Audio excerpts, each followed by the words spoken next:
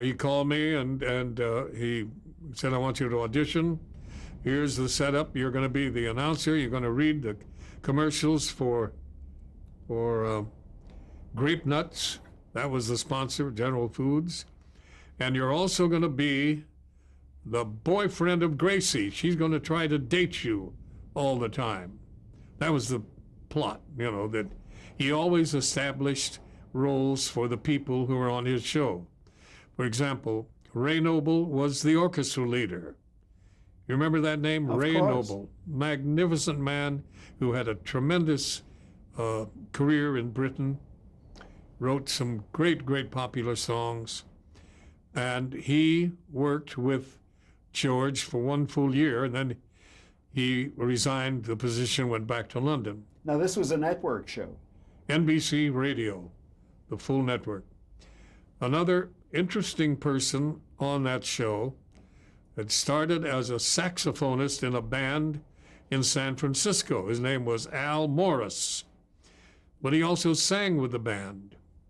So when he came to Hollywood, which he wanted to do and try for a movie career, they changed his name to Tony Martin, and that was the name he was known by on the radio show. He was the vocalist on the show? Right. Now, you hadn't used your singing talent No. at all at this point. And so this was a big jump for you, going to a NBC network, full network show. Very big jump, and my very first network job. And it was a tremendous thrill because I not only got to work with the master of comedy and timing, George Burns. He and his colleague Jack Benny were, the two greats in that particular area. But I also met a lot of fascinating, wonderful people. Did the salary you were getting go up considerably with the Oh, show? yes. I forgot what George paid me. I think it was about $100 a week. So I went from $100 a month to $100 a week. Right. And did you have to do two shows, one for the East Coast, one for the West Coast? Right. Tell me how that worked.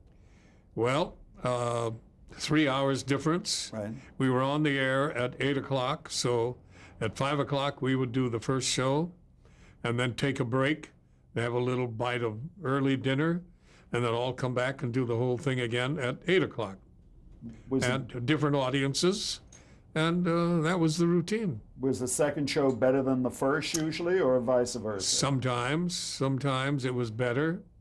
Many times it was not as good because of the adrenaline rush, for the first show.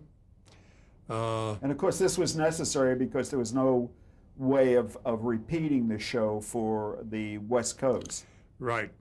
You We had had to go live because it was before tape, Right. audio tape. That came along a little bit later.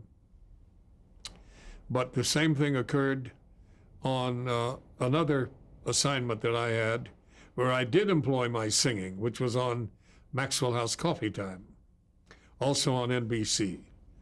And I was signed as the singing host.